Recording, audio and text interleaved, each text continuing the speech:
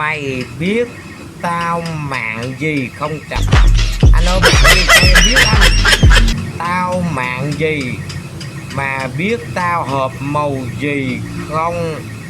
Sao tao hỏi mày mày không trả lời vậy? Trạch ơi bố Trạch. Anh ơi anh mạng gì hợp màu gì làm sao mà em biết được anh ơi? Sao anh tàn nhẫn vậy anh? Anh phải biết anh sinh năm bao nhiêu em mới biết anh mạng gì cho anh ơi. Anh hợp màu gì? Anh có hợp màu xanh không anh? Màu xanh đây. Đây nè. Đây anh mạng gì thì anh nói em đợi em biết ngỏ nha anh ơi. Đây em ra em cũng làm hợp màu xanh này. Có không anh nào hợp màu đỏ thì có màu đỏ nha anh. Thế sao mà anh hỏi mà má anh thử anh mạng gì? Làm sao em biết anh? 5.000 anh.